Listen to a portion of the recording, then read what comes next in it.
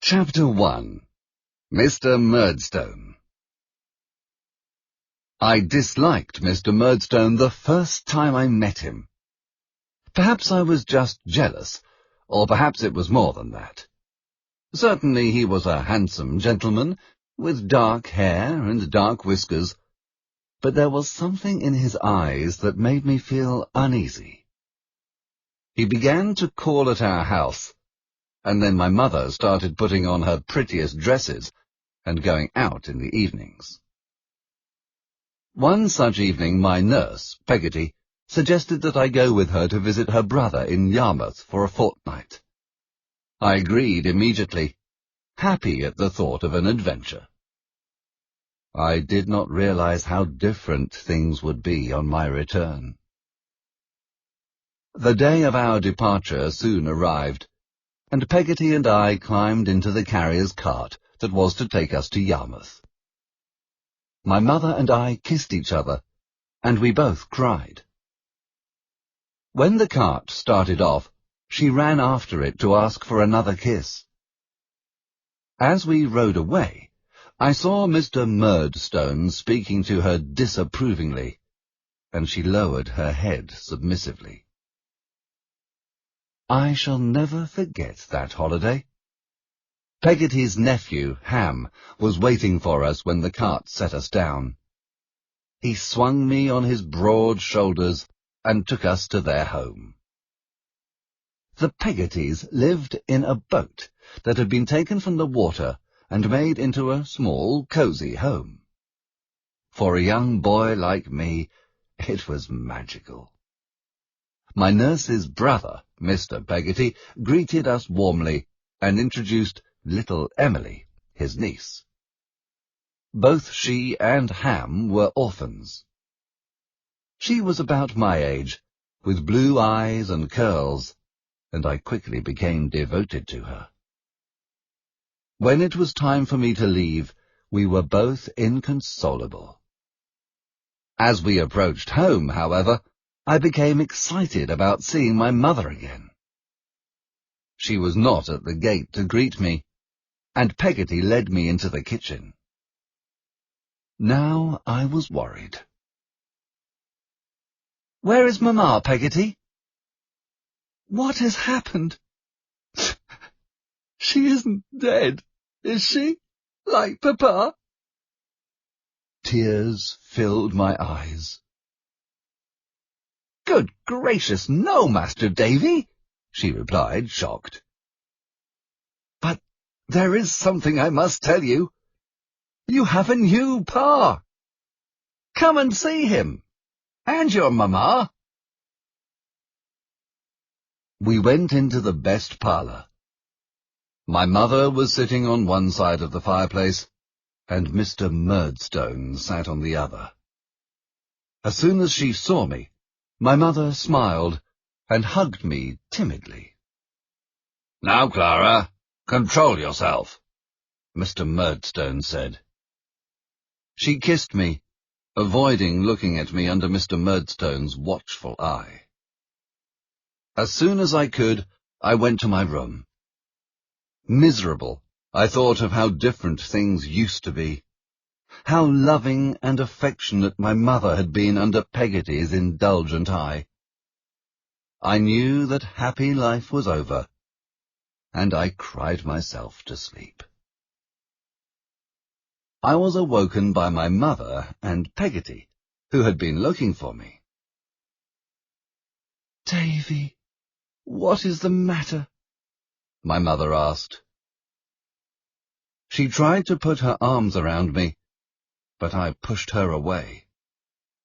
"Oh, this is your fault, Peggotty," she cried.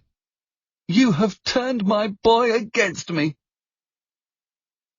I heard other footsteps, and Mr Murdstone entered. "Clara, my dear, remember yourself." "Oh, it is too much," my mother exclaimed. "Can I not have some peace and happiness?" Mr Murdstone calmed her with a kiss, and I saw immediately that she would do whatever he said. Go downstairs while David and I talk. We'll join you shortly, he said with a smile. When we were alone, he asked me, "Do you know what I do with a disobedient dog?" "I beat it." He gave me a hard look, and I understood all too well. "Now, come downstairs and do not displease your mother or me again." After dinner that evening, Mr Murdstone's sister arrived.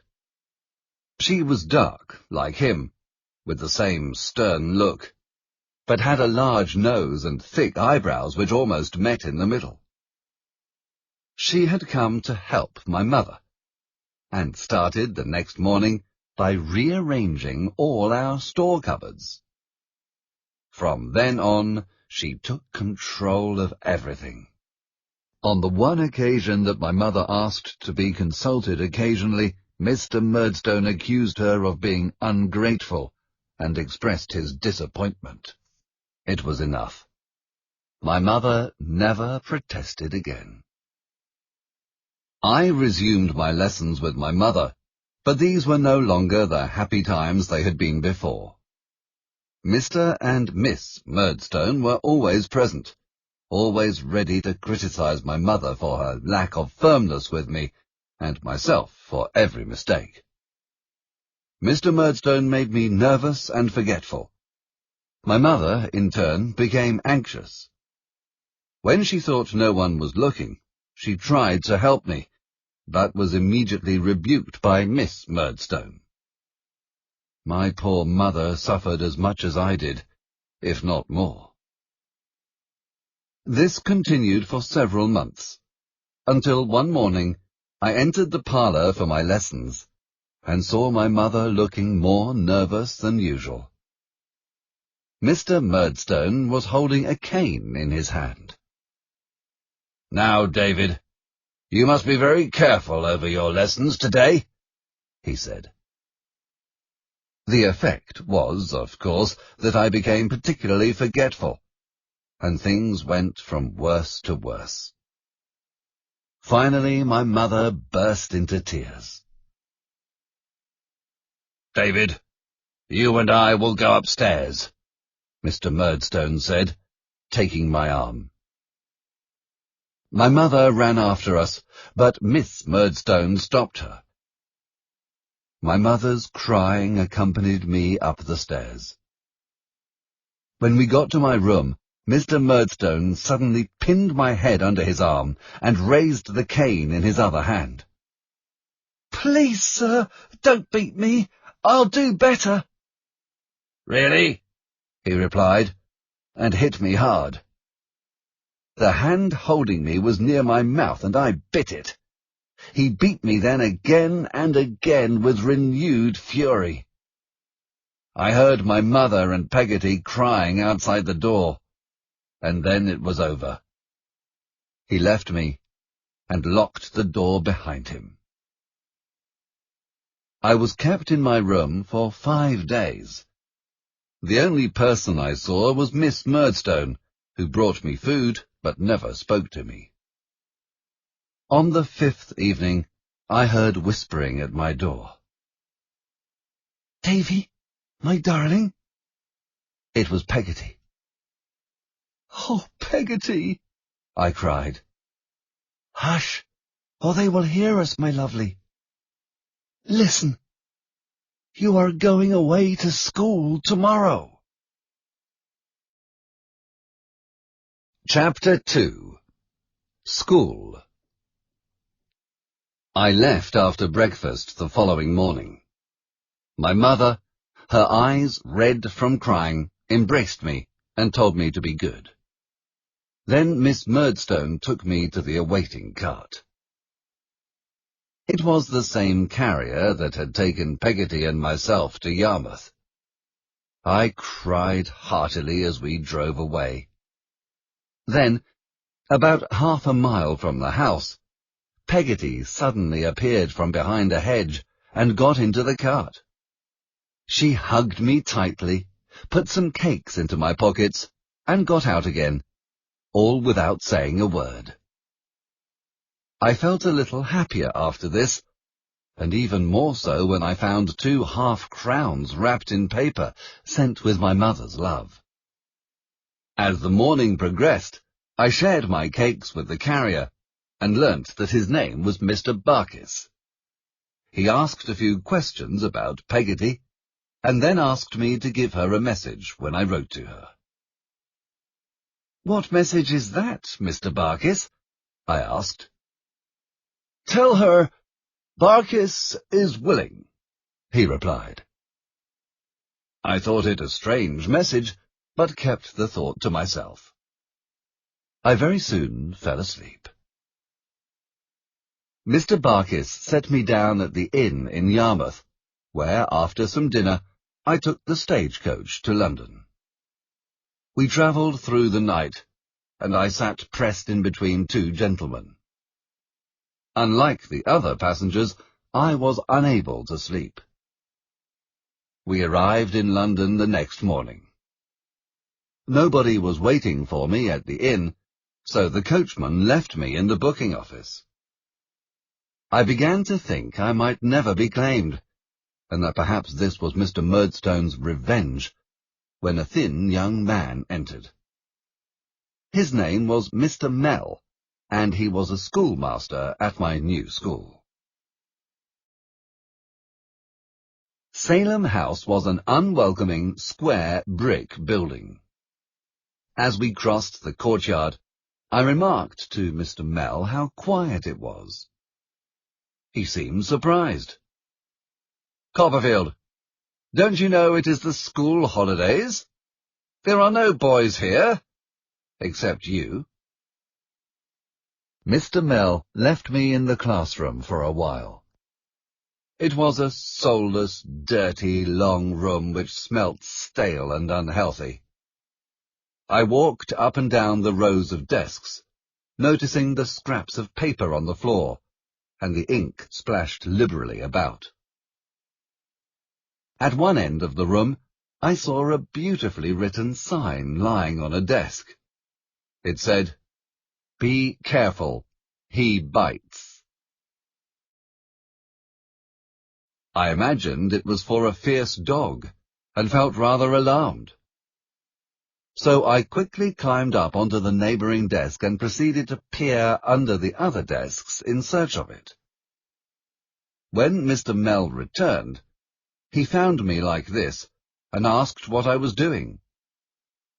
"I'm looking for the dog, sir," I replied. He looked at me gravely. "I'm sorry, Copperfield," he said. "It's for you. I've been instructed to make you wear it." He helped me down from the desk, and put the sign over my head, so that it hung on my back. How mortified I was! How I suffered! I was glad there was nobody there to see it. As the days and weeks passed, I began to dread the end of the holidays, but it was inevitable. Preparations were made for the boys' return, and one morning it was announced that the headmaster, Mr. Creakle, would return that evening. After supper, I was summoned before him. Mr. Creakle, who was almost completely bald, had an angry face, with small eyes and nose and a large chin. He never spoke above a whisper, and, judging by the veins protruding on his forehead, the effort cost him dearly. "I know your stepfather, boy," he said, as I stood before him. "And I know something about you. You bite." I lowered my head, and he continued, "Let me tell you something about myself. I'm a Tartar, and very determined. I do my duty, and make sure what I want done is done. Nobody stands in my way. Do I make myself clear?"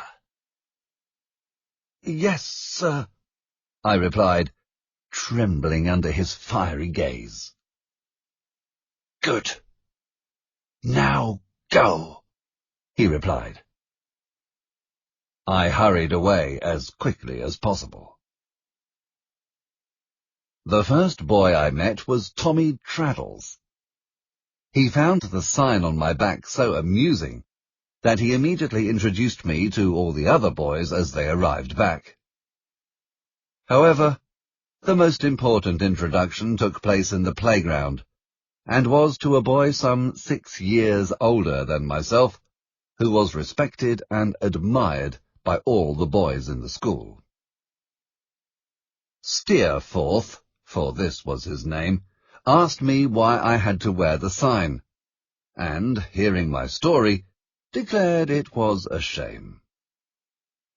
I became devoted to him immediately, and he took me under his wing. School was a sorry business. Mr. Creakle was indeed a Tartar, and took great delight in using his cane. He seemed to particularly enjoy caning the chubbier boys, and a day never passed without poor Traddles receiving a beating. The only exception was Steerforth, who Mr. Creakle never raised his cane to. The months passed, and finally the holidays came, and I went home. I was so excited to see my mother and Peggotty. My mother was sitting in the parlour when I arrived, with a baby in her arms. She looked thinner and more fragile than before, although still pretty. On seeing me, she got up to embrace me. "Davy, my boy, I'm so happy to see you. This is your little brother," she said, showing me the baby. Peggotty came running in then and held me to her. "Oh, Master Davy, let me look at you." That evening was the best day of the holiday. Mr. and Miss Murdstone were not at home, and we three all dined together. I told them about Mr. Creakle and Steerforth, and we talked and laughed. I almost believed Mr. Murdstone did not exist, until we heard the door open later on. My mother suggested I went to bed quickly. Mr. Murdstone did not approve of going to bed late. I said good night, and slipped out of the room. The next morning Mr. Murdstone was sitting in the parlour. I approached fearfully, and apologized for biting him. He accepted my apology coldly, but nothing changed between us. The rest of the holidays were quite miserable. Whenever I entered the room in the middle of a conversation, Mr. Murdstone or his sister stopped speaking and became serious, while my mother looked anxiously from one to the other. I, therefore, tried to remain out of the way, and sat silently through meals. This behaviour drew criticism too, and if my mother attempted weakly to defend me, she was also rebuked. Finally the day came to return to school. My mother came to the gate to say goodbye.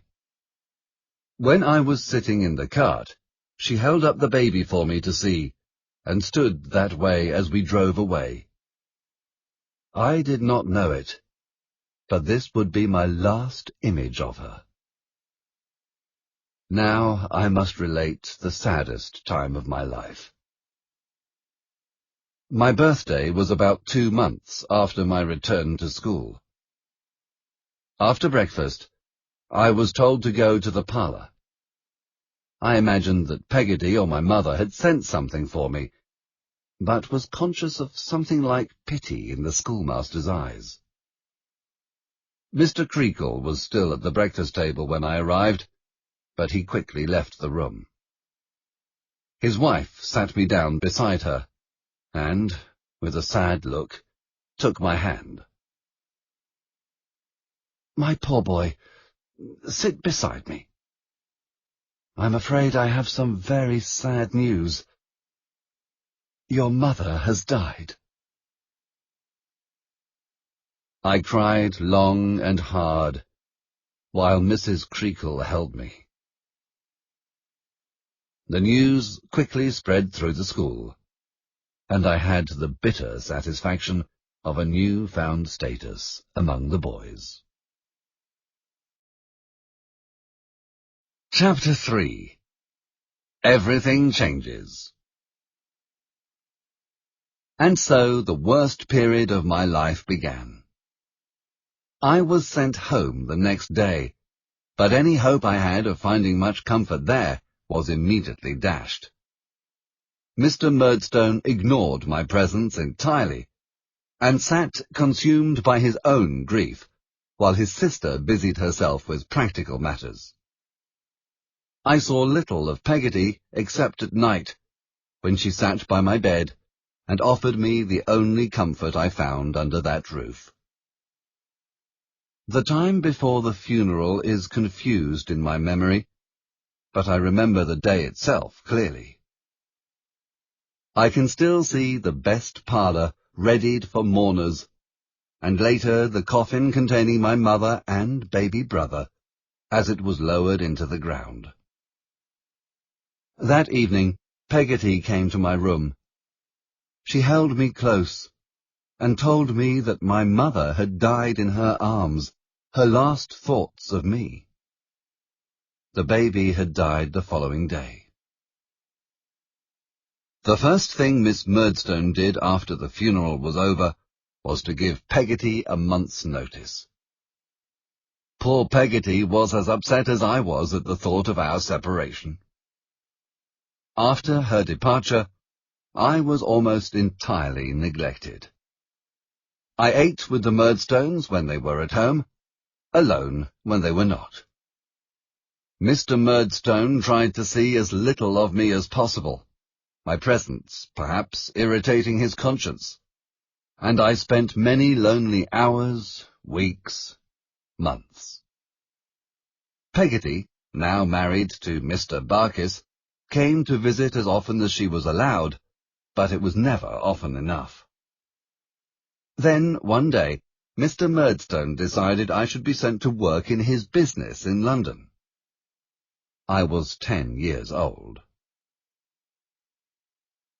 Murdstone and Grinby's warehouse was in Blackfriars, on the waterfront. It was an old building, overrun with rats. My job, along with 4 other boys, was to wash, label and pack the bottles of wine the warehouse shipped overseas. For this I received 6 shillings a week. Lodgings were arranged for me with Mr. Micawber, who I was introduced to on my first day. He was a rotund, middle-aged man with a shiny, bald head. His clothes were shabby, yet he had an air of kindness. Mr. Micawber lived with his wife and 4 children, in a house which was as shabby as he was. I worked from morning to night, and spent all my earnings on my breakfast and supper, which was often an inadequate affair.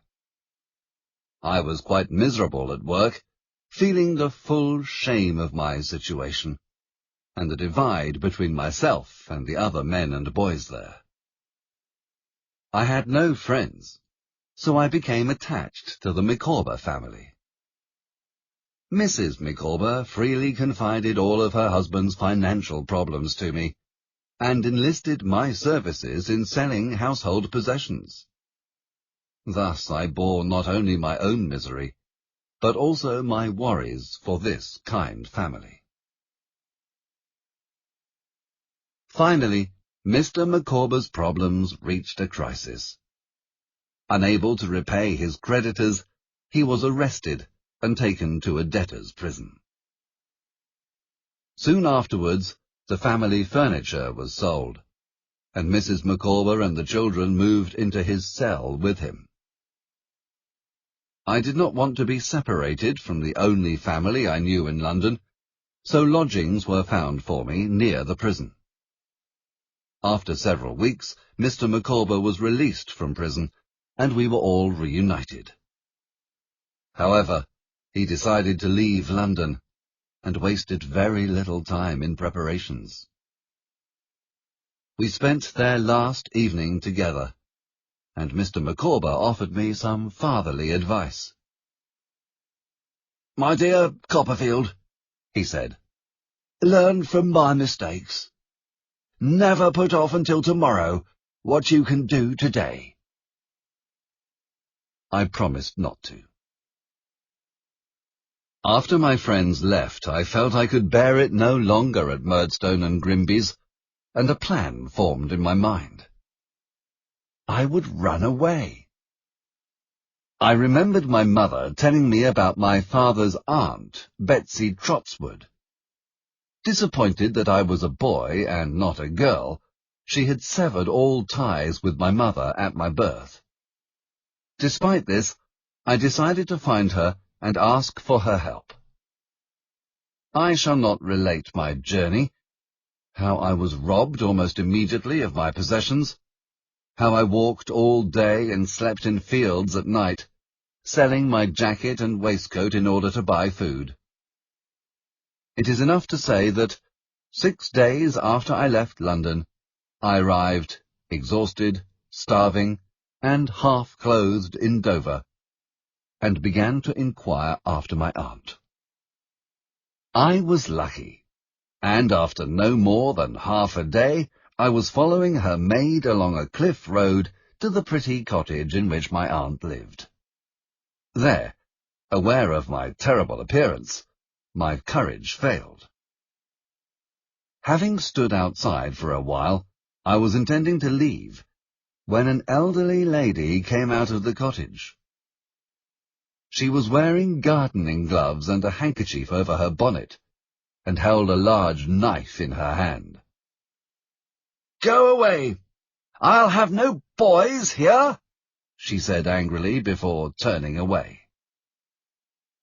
I approached, and, timidly touching her, said, "Please, Ma'am, I'm your nephew, David Copperfield." "Good gracious!" she exclaimed, sitting down quickly. A series of emotions passed across her face. I hurriedly told her all my story, and then burst into tears. Seeing this, she took me by the collar, led me into the cottage, and laid me on the sofa. She then instructed her maid, Janet, to ask Mr. Dick to come downstairs. Soon afterwards, a grey-haired gentleman appeared. "Mr. Dick, do you remember my nephew, David Copperfield?" she asked him. "Well, this is his son, and he's run away. What should we do?" Mr. Dick considered for a moment, and then said, "Give him a bath." And so I was bathed, fed, and, much restored, put to bed. The following morning I entered the parlour feeling quite hopeful. My aunt was an austere woman, but not unkind. Perhaps she would let me stay with her. "Good morning, David," she said. "I have written to your stepfather and told him to come." "Oh, must I go back?" I asked, my voice failing. "I haven't decided. We shall see," she replied. My hopes died. On the morning Mr. Murdstone came, we were sitting in the parlour. Aunt Betsy suddenly saw a lady on a donkey approach the house. My aunt never allowed donkeys on the grass, and angrily shook her fist at the rider from the window. Recognizing Miss Murdstone, I quickly informed my aunt of the rider's identity.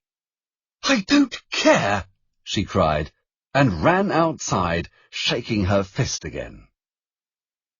Mr. Murdstone was walking up behind his sister. They both looked at my aunt in surprise.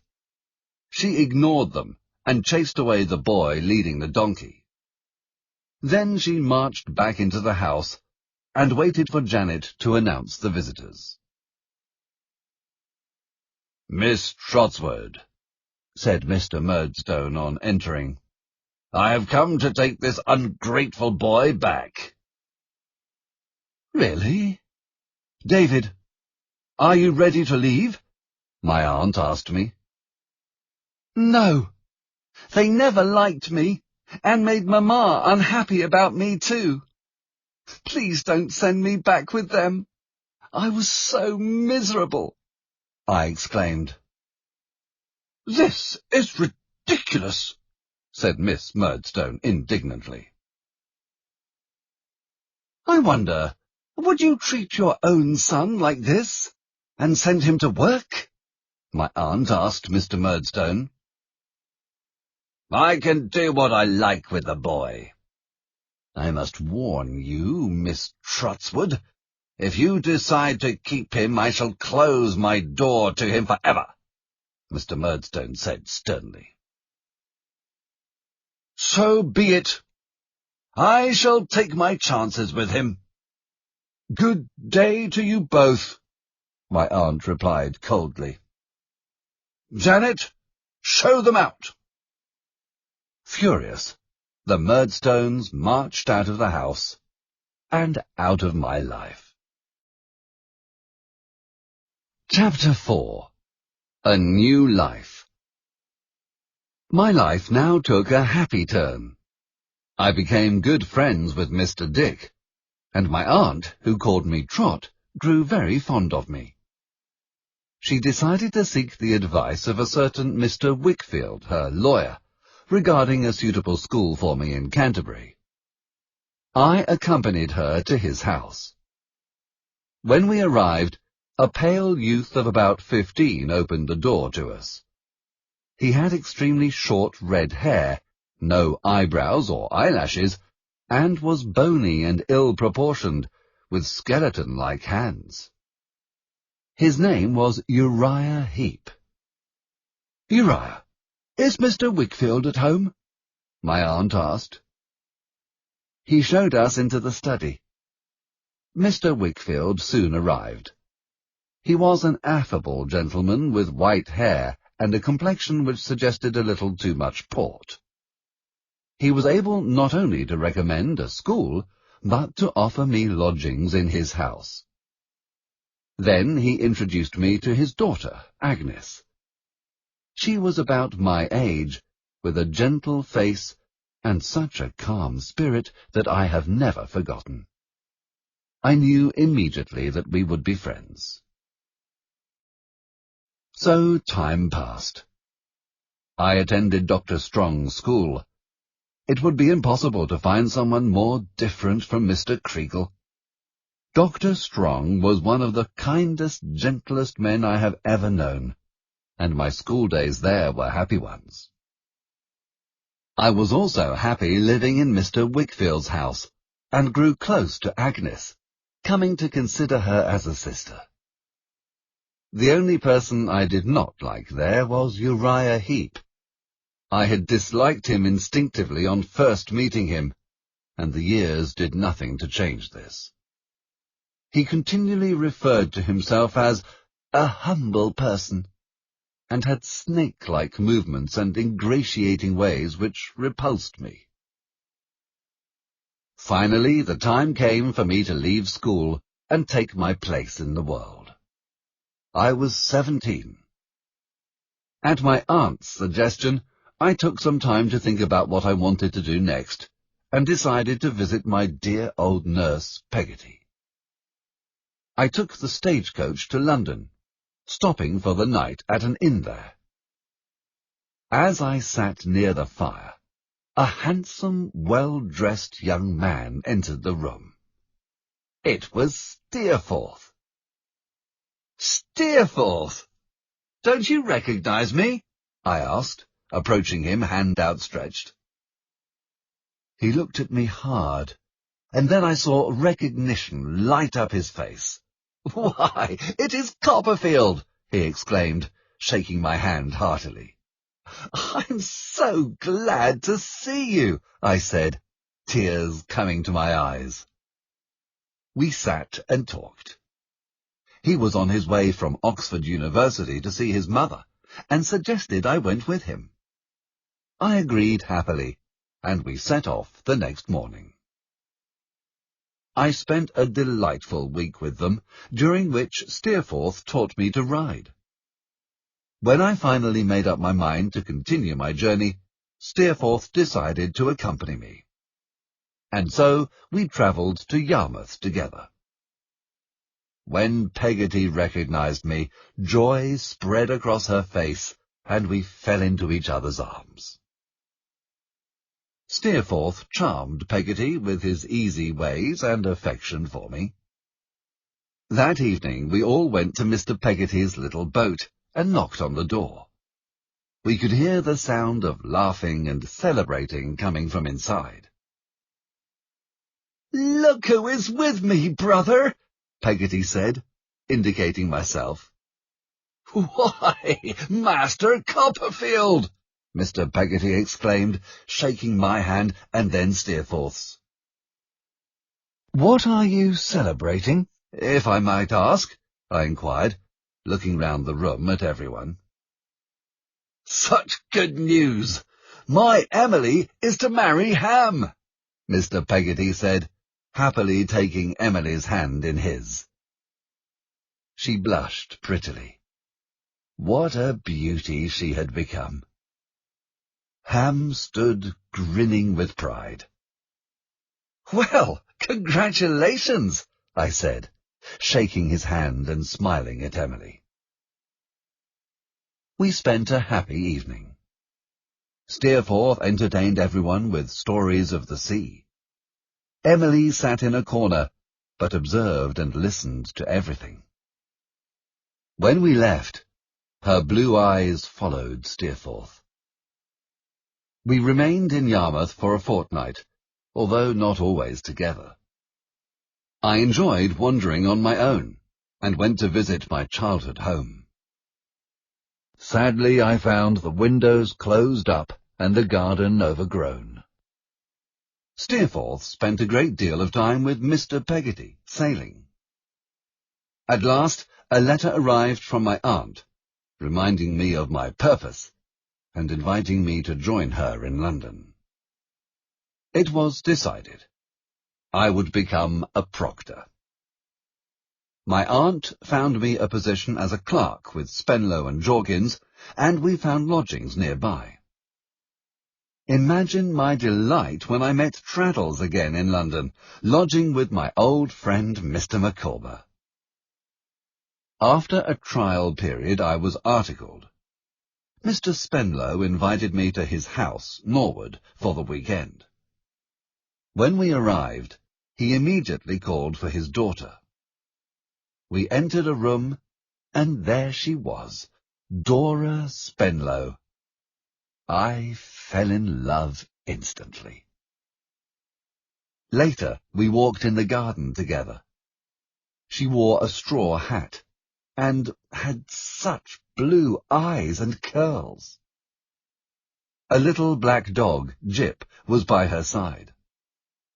We made idle conversation, and walked together to the greenhouse. There she stopped to admire the geraniums, and, laughing charmingly, held Jip in her arms. I followed her from flower to flower, her slave. Dora became my life. I thought of her constantly, and walked along the road to Norwood so many times hoping to see her that I soon became well known there. I saw Steerforth occasionally when he came up to London. On one such occasion he brought me news from Yarmouth. Mr. Barkis, Peggotty's husband, was dying. I resolved to go to Peggotty, and obtained permission from Mr. Spenlow. In the days following Mr. Barkis's death, I helped settle his affairs for Peggotty, and then stayed for the funeral. That evening we were all to meet at Mr. Peggotty's house, but Ham and Emily did not arrive. After a while, I went outside and saw Ham there, his head in his hands. "Ham, what is the matter?" I asked. He looked at me with dead eyes. "How can I tell him, Master Davy? How can I tell him that Emily has run away?" he exclaimed. "Run away? Where to? Who with?" I asked. I looked at Ham's face and knew. Steerforth. You may well imagine the misery that I witnessed that evening, and the feeling of loss greater than death that fell upon the house.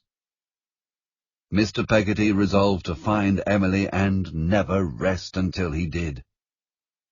My sadness at the Peggottys' troubles weighed heavily upon me, and was lightened only by an invitation to Dora's birthday party. It was a picnic in the countryside.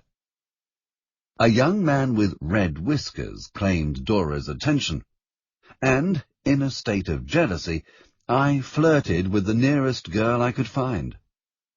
I was miserable all afternoon. I was planning to leave, when Dora approached with a friend. "Mr. Copperfield, you are unhappy." "Dora, so are you," the wise friend said. "Stop this silliness now, before it is too late." Without thinking, I took Dora's hand and kissed it, and she let me. I offered her my arm, and we walked together, I do not know where. What joy! The next day, I determined to declare myself. Alone with Dora, I told her how happy I had been with her the day before. When she doubted it, I took her in my arms and told her that I worshipped her. Jip barked and growled, but I did not stop. I told her I could not live without her. She cried, and I held her more tightly. Soon we were engaged. Chapter 5. Dora. Apart from Agnes, to whom I wrote immediately, and Dora's wise friend, Miss Mills, who she was staying with, we told no one of our engagement. We met when we could, and exchanged letters daily. We were so happy and in love. However, this carefree existence did not last long. A series of events tested our love. The first was the discovery that my aunt was ruined. I found her and Mr. Dick sitting outside my rooms one day. This news was a terrible shock, and I confess my thoughts were not only for my aunt. I was poor now, too, and not the same man Dora had given her heart to. My aunt stayed with me, and we found accommodation for Mr. Dick. I immediately spoke to Mr. Spenlow about my circumstances, but he was unwilling to release me from my articles. Consequently, I determined to find additional work to support myself. I was lucky. My old teacher, Mr. Strong, needed a secretary, and we arranged that I should work for him for a couple of hours in the mornings and evenings. The following Sunday I went to confess everything to Dora. "My darling, could you love a poor man?" I asked, kissing her hand. "Don't be so silly, Dodie," she replied, calling me by her pet name for me. "I shall make Jip bite you if you don't stop." When she realized I was serious, she began to cry. I comforted her, and promised to work hard and make everything right. "Don't talk about hard work," she said. She was terrified by the idea, and more so when I suggested she learn something of how to keep house and cook. She trembled and cried. I resolved not to worry Dora again with such matters. The second and third events came together. Mr. Spenlow discovered our relationship and threatened to change his will if I refused to give Dora up. He gave me a week to consider. That same night he set out for home, but died on the way. Dora was distraught at her father's death and refused to see me. In fact, there was no will, but there were debts, and Dora was sent to live with 2 old aunts. I was very depressed by my separation from Dora, and, seeing me in this state, my aunt sent me to Dover to check on her cottage and its new tenant. I stopped in Canterbury on the way back to visit Agnes. Mr. Micawber was now working for Heap. He opened the door to me. We talked for a while before Agnes arrived. I confided all my problems to her, and felt peace in doing so.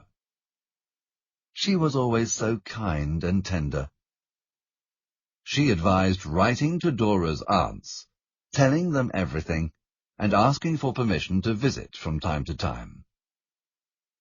I immediately saw the wisdom of her words, and resolved to write that day. Uriah and his mother now lived in the house, and so were present at dinner. I was conscious of them both watching Agnes and me throughout the evening. They seemed like a pair of evil bats to me. The mother was constantly present the next day too, until, unable to bear her presence any longer, I went for a walk to escape. I soon heard footsteps behind me. It was Uriah. "Why do you and your mother keep watching Miss Wickfield and I asked him. "You are a dangerous rival, Mr. Copperfield," he replied. "Rival? Do you think I consider Miss Wickfield other than a sister?" Perhaps not," he said. "But you must know, I hope to make her mine one day." "She is as far above you as the moon," I said, with feeling. He smiled slyly. That evening after dinner, Mr. Wickfield, Uriah, and I were alone. Uriah encouraged Mr. Wickfield to drink, and proposed a toast to Agnes. "Ah, Mr. Wickfield, to be her husband!" I heard a terrible cry from Mr. Wickfield. "Oh, this is torture!" he exclaimed. "Is it not enough that I have let him into my business and my house? That I have lost my good name and reputation? No! He wants my daughter, too. It is too much!" "Be careful what you say. Remember, I know things, Mr. Wickfield," Uriah said menacingly. Agnes arrived then. "Papa, what is wrong?" she asked. "Come, let me help you to bed," she said, then looked at myself and Uriah. I left Uriah there too and went upstairs. I was greatly troubled by what I had seen. Agnes came to me later. Her eyes were red from crying, but she smiled. "Agnes, promise me you will not think of sacrificing yourself to Uriah." She smiled sadly and left me. I left the next morning full of concern. The letter I wrote to Dora's aunts on Agnes's advice bore fruit. I was invited to call. The aunts had considered my letter carefully, and would allow me to visit every Sunday and twice during the week. I agreed immediately. Dora came in then. How happy I was to see her, and how she cried. Let me turn my recollections to a later date. I am 21, and Dora and I are married. Among my other occupations I have begun writing, and Dora is never happier than when she sits next to me in the evenings, a supply of pens in her hand. She feels she is helping me, and I indulge her, loving to see her so happy. I remember it all so well. We had a little house in Highgate, but Dora proved incapable of mastering accounts or cookery. One evening, after a disastrous dinner, she sat on my knee with her arms wrapped around my neck. "Dodie, I'm so sorry. Will you do something for me? Will you think of me as your child wife? Then, when I do something wrong, perhaps you will forgive me more easily," she said earnestly. "My child wife," I said, holding her close. I was rewarded by her beautiful laugh. I never forgot this heartfelt appeal, and although I sometimes wished she were more practical, I learnt to accept her as she was, and always loved her dearly. In our second year of marriage, Dora fell ill. We thought she would soon be her old self again, but it was not to be. She spent more and more time resting on the sofa during the day, and I carried her tenderly to bed in the evenings. News came of Emily. She had been found. Mr. Peggotty thought it would be best for her to start a new life far away, and decided to emigrate with her to Australia. He asked me to accompany him to Yarmouth to tell everyone, and, leaving Dora in my aunt's care, I agreed. I did not feel I should be present when he told Ham, so I left him to break the news. Later I saw Ham standing alone, looking out to sea. We talked briefly, but never directly about Emily. Feeling he wanted to ask me something, I went to look for him the next day. "May I ask you something, Master Copperfield? Should I see her before she leaves?" he asked me. "No, I don't think so. I think it would be too hard for her," I replied.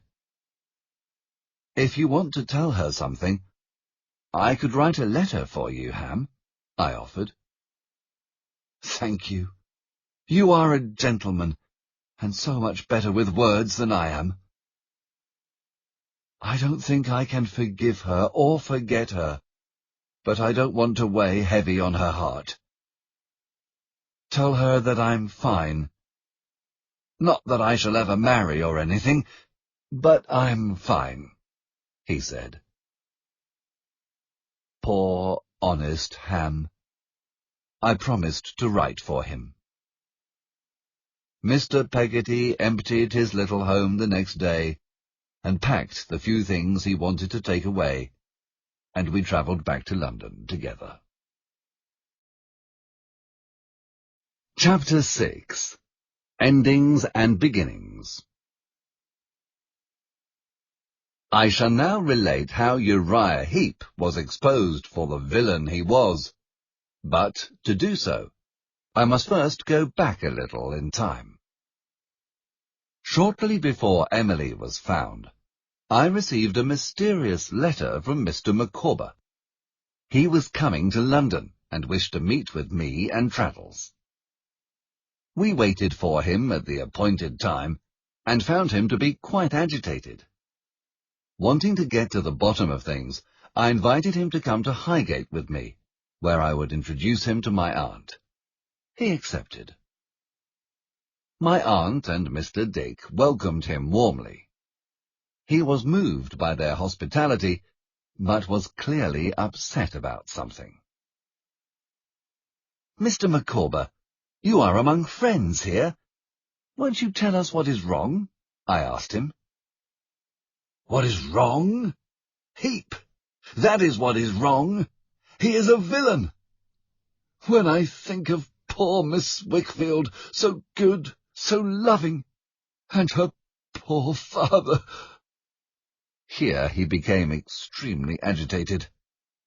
"I shall not rest until I have exposed him. You must all come to Canterbury. 1 week from now." He left us then abruptly, too upset to continue. The next day, a letter arrived repeating his request and giving us instructions.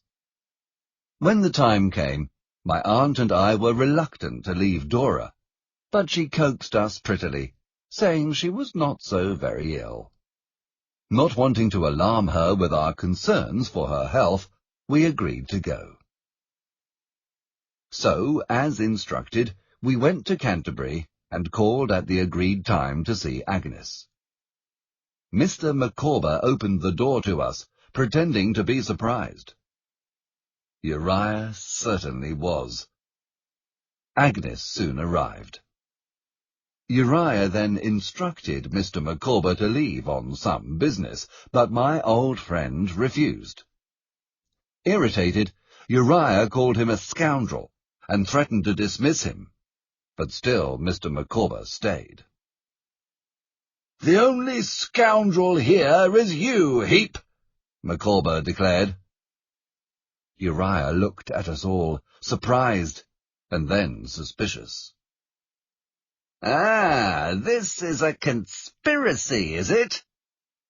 Well, Copperfield, you always were jealous of my rise. Miss Wickfield, if you love your father, do not join in this plot.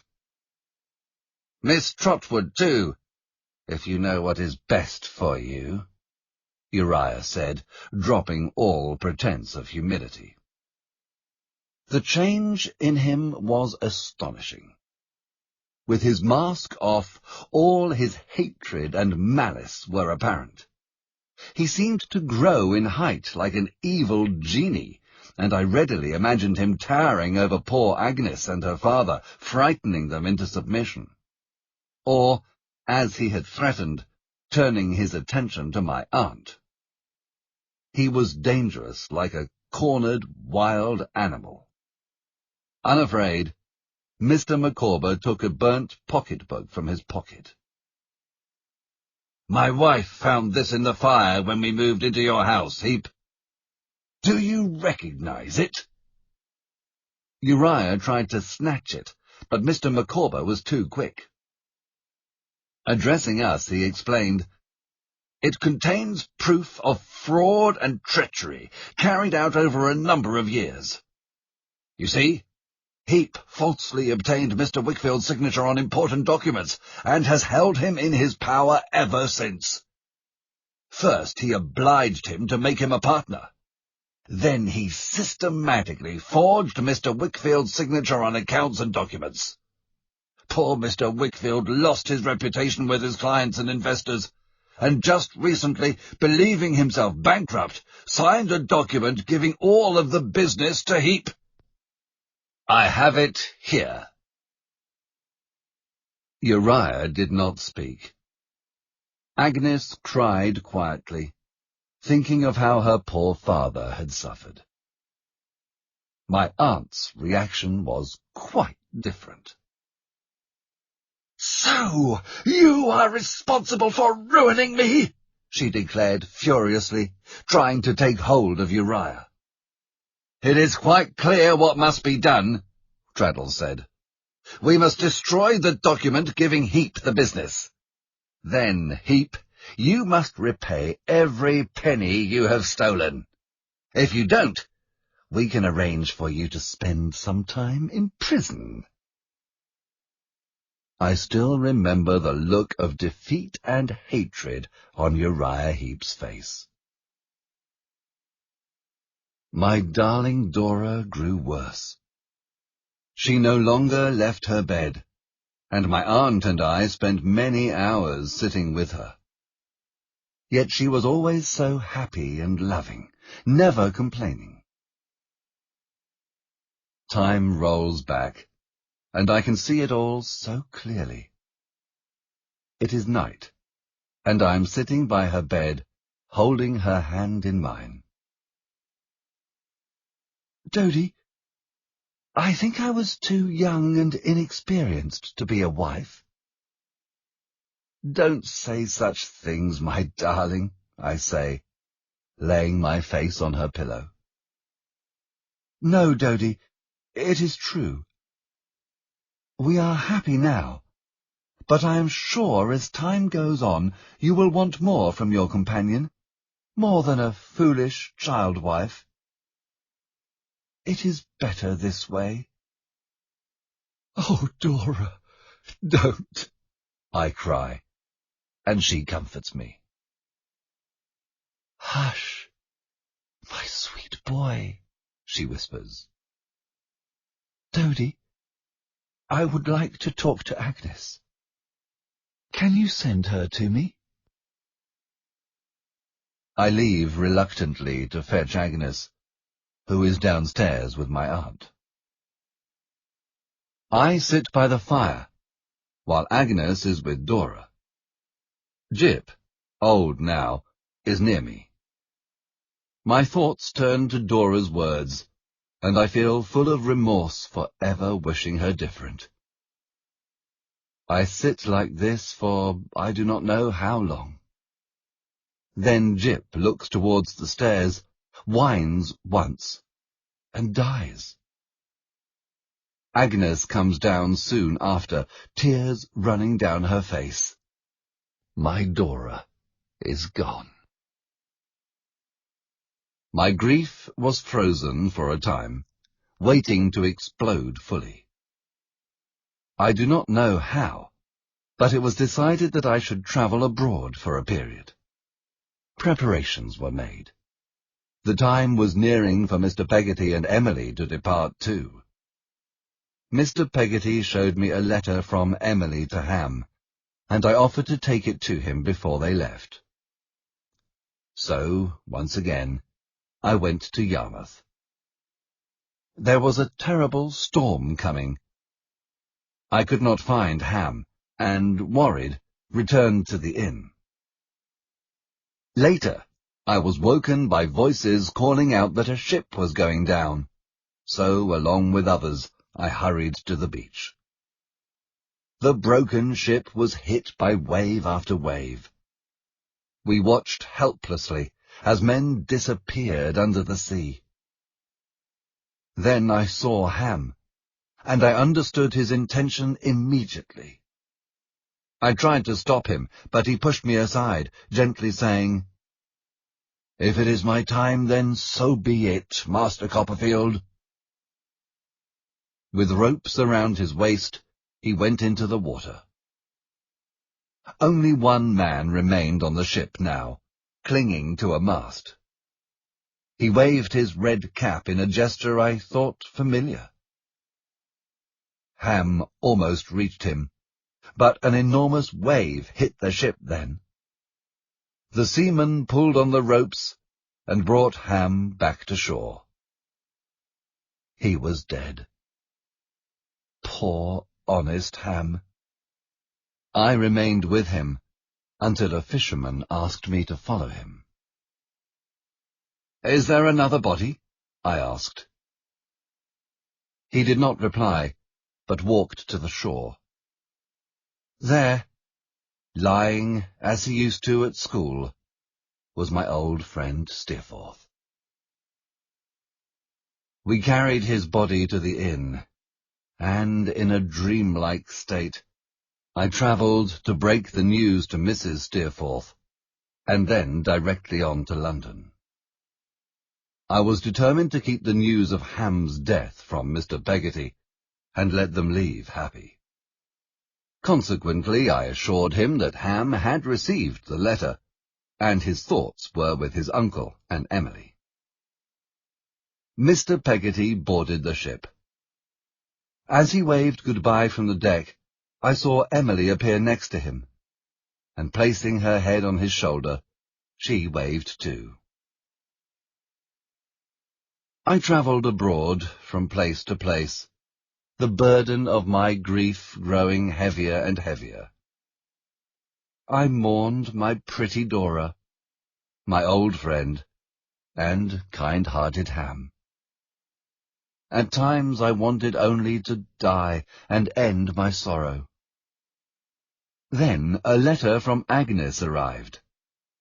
Her gentle confidence in me gave me heart, and I slowly started to mend and to write. My feelings for Agnes began to change, or rather, I understood them better. I realized I loved her, and had always done so. I returned to England 3 years later, and went to my aunt's house in Dover. We had an emotional reunion. Talking, I asked her if Agnes had a lover. My aunt thought there was someone. I was not surprised, and I resolved to hide my true feelings from Agnes, and this I did in all my visits. It was Christmas. I had understood from my aunt that Agnes would soon marry. Agnes, my sister, do you not trust me with your secret? I asked her. Do you think I cannot be happy for you in your marriage? Agnes became upset and started to cry.